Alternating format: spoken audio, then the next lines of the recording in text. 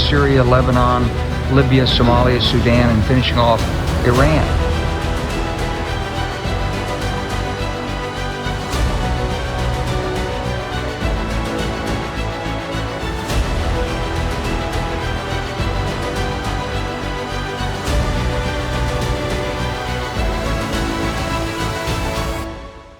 बात करते हैं डोनाल्ड ट्रंप की।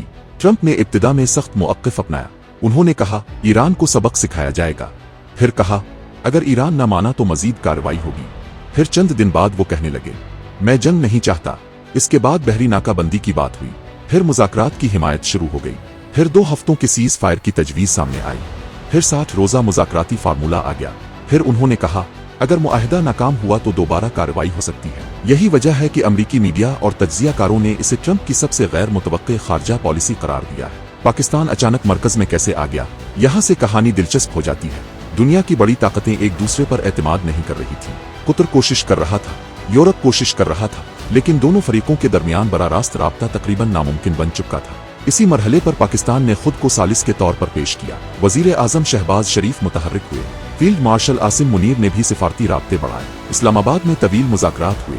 अमरीकी वफ्द आया, ईरानी नुमाइंदे आए, घंटों मुज़ाकरात हुए। कई बार मुज़ाकरात टूटने के करीब पहुंचे, लेकिन पाकिस्तान मुसलसल दोनों फरीकों से राब्ते में रहा। पाकिस्तान ने जंग कैसे रोकी? रिपोर्ट्स के मुताबिक एक मरहला ऐसा आया जब अमरीका ईरान पर मजीद हमलों के करीब पहुंच गया था। इसी दौरान पाकिस्तानी क़यादत ने वाशिंगटन और तेहरान के साथ राब्ते तेज किए। शहबाज शरीफ ने बराह रास्त सिफारती राब्ते किए। फील्ड मार्शल आसिम मुनीर ने भी सालसी के अमल में हिस्सा लिया। बाद अज़ा ट्रंप ने खुद कहा कि पाकिस्तानी क़यादत की दरख्वास्त पर हमले मुअख्खर किए गए और सीज़ फायर के लिए वक्त दिया गया। बाद में एक इब्तिदाई मुफाहमती याददाश्त सामने आई, जिसमें जंग रोकने, आबनाए हुर्मुज़ खोलने और मजीद मुज़ाकरात का फ्रेमवर्क शामिल था। इसराइल क्यों नाराज है? इसराइल समझता है कि ईरान को मुकम्मल तौर पर महदूद किए बगैर खित्ते में अमन कायम नहीं हो सकता। इसराइल की क़यादत लबनान से इनखिला पर भी मुकम्मल आमादा नजर नहीं आती। इसी वजह से इसराइल और व्हाइट हाउस के दरमियान इख्तिलाफात की खबरें भी सामने आईं। इसराइल इस मुआहदे से बिल्कुल भी खुश नहीं है और इसराइल के अंदर अमेरिका और ईरान के इस मुआहदे पर सख्त तनकीद की जा रही है। इसराइल में अपोजिशन और हुकूमती इत्तेहादी जमातें नेतन्याहू को सख्त तनकीद का निशाना बना रही हैं और उनसे मुतालबा किया जा रहा है कि अमेरिका को ना कहना पड़ेगा। अमरीकी नायब सदर ने भी इसराइल को मोहतात रहने का मशवरा दिया। who have come out and attacked the deal and in some ways very personally attacked the President of the United States.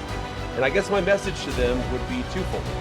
Number one, Donald J. Trump is the only head of state in the entire world who is sympathetic to the nation of Israel at this moment in time. And he happens to be the head of state of the world superpower.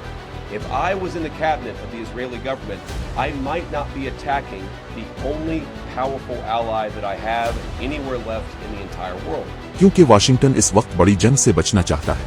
आने वाले दिनों में क्या हो सकता है? 3 इम्कानात हैं। पहला इम्कान, 60 दिन के मुज़ाकरात कामयाब हो जाएं, पाबंदियों में नरमी आए, ईरान महदूद शराइत कबूल करे। ये सबसे मुस्बत मंजरनामा होगा। दूसरा इम्कान, मुआहिदा जज़वी तौर पर कामयाब हो, कभी कशीदगी बढ़े, कभी कम हो और खित्ता मुस्तकिल गैर यकीनी कैफियत का शिकार रहे। तीसरा इम्कान, इसराइल दोबारा लबनान ईरान से मुंसलिक अहदाफ पर कार्रवाइयां बढ़ा दे, ईरान सख्त रद्द अमल दे, ट्रंप दोबारा दबाव में आ जाए और हम एक नई जंग के दहाने पर पहुंच जाएं। नाजरीन, पिछले 3 माह ने यह साबित किया है कि 21वीं सदी की जंगें सिर्फ मिसाइलों से नहीं लड़ी जाती। बाज औकात एक फ़ोन कॉल, एक सिफारती मुलाकात और एक बरवक्त सालसी हज़ारों मिसाइलों से ज़्यादा मुअस्सिर साबित हो सकती है। पाकिस्तान ने इस बुहरान में एक गैर मुतवक्के सिफारती किरदार अदा किया, लेकिन असल इम्तिहान अभी बाकी है। क्योंकि जंग रोकना आसान नहीं होता, मगर जंग के बाद अमन को बरकरार रखना इससे कहीं ज़्यादा मुश्किल होता है।